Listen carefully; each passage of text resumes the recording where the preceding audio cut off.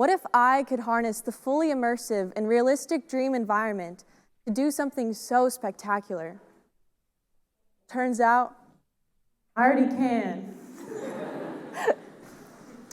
So what exactly is lucid dreaming? Well, a lucid dream is a dream in which the dreamer becomes aware that they are dreaming. So it's an extension of what we already do 7 to 14 times per night.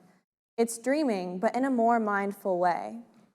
Lucid dreaming has roots stemming all the way back to the Greek era, and we can thank 8th century Tibetan monks for being some of the first people to teach this exercise.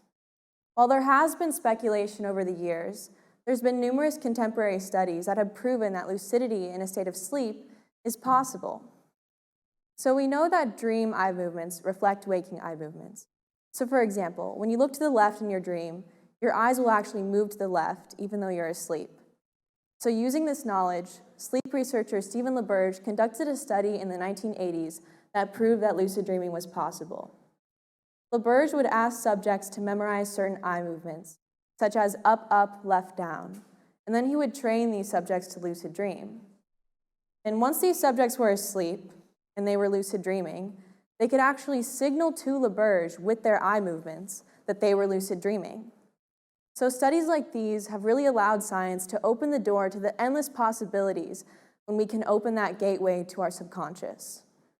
But how exactly do we get there? Well, the key difference between a normal dream and a lucid dream is awareness. We have to become aware that we're in a dream in order to control it. And I have 3 main tips for you that taught me how to lucid dream. My tip number 1 is to create a reality check. Now this sounds very Inception-y, but I promise that it works. A reality check is a way to check whether or not you're asleep or awake. So there are certain mechanics in the dream world that are a bit skewed. If you ever tried to use your phone in a dream, it probably doesn't work. Clocks in dreams are a bit strange, or if you look at a sign and look away and look back, it'll probably say something different. My reality check is I press my finger into the palm of my hand, and I say to myself, if I'm in a dream right now, my finger will go through. And I press, and if it doesn't go through, I know I'm awake. But if it does go through, then I know that I'm in a dream, and I'm now lucid. So a habit like this that you can do once an hour, once every 2 hours, to really ground that sense of being present and wanting to be aware, can help you lucid dream. My second tip for you is to create a dream journal. Dream journals are useful for many reasons. They can help your dreams become more vivid, more memorable, and you can actually use them to recognize dream patterns. A dream journal trains your brain into thinking that dreaming is a task that you actively want to do and be invested in. It programs this idea into your subconscious, and you're more likely to remember your dreams and therefore become more aware in them. My third tip for you is to create a mantra. Saying something as simple as, I will lucid dream tonight right before you go to sleep, can help ground this idea into your subconscious right before you enter sleep, which again helps you get to that point of awareness and being present in the moment at all times. So with all these practices, doing them over and over, it makes perfect. Practice does make perfect, and I know that everyone in this room is capable of lucid dreaming. But what exactly do we do once we become aware? Well, there are 3 main things. You can go along with the dream, just knowing that it's a dream and not reality. You could engage with the dream, such as exploring the environment or talking to the characters, or you could even create something completely new. One thing you can change in your dreams is the environment. Think about the intense and vivid and realistic dreams that you've had. Now think about what you can do when you actually harness that and can control it. The imagination is incredible at filling in the spaces. So if I want to dream of a place that I've never been, like Tokyo, my brain will take all the context that I know about Tokyo, maybe movies I've seen, pictures I've seen, food I've tried, music I've heard, to create something that is fully immersive. So even though it's not actually Tokyo, it's what my brain perceives Tokyo to be. So you can go virtually anywhere. You can go home, you can go to a place you've never been, you could even go inside your favorite video game. Your brain will make a fully immersive environment. And this is actually extremely useful for people who suffer from PTSD or chronic nightmares. Scientists like Spoonmaker and Rolim have proved that once these kinds of people are trained to lucid dream, their rates of anxiety and depression actually lower significantly. This is because they can differentiate between unfavorable dream environments and favorable ones, and it helps them in the waking world.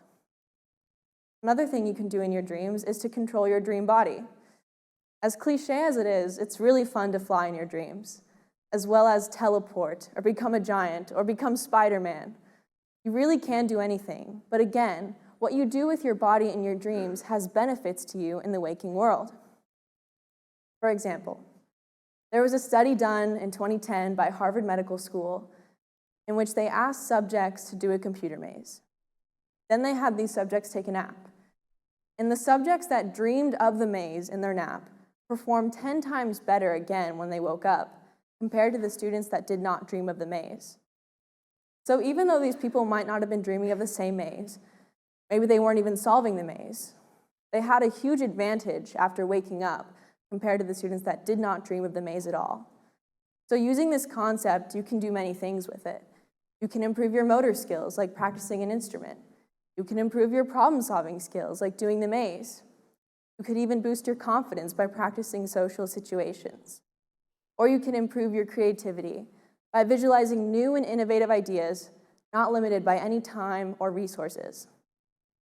I had 3 consecutive dreams about the SAT the night before my exam. I was really nervous. But after waking up from my 3rd dream and getting dressed to go take my exam, I had almost 0 test anxiety. That's because I just took 3 SATs in my sleep. So I was way more focused and relaxed during my exam, and I performed much better than I thought I would. So maybe one of you could get into Harvard just by sleeping. My main takeaway here is to just have fun. You can do anything you want. You can see someone that you miss.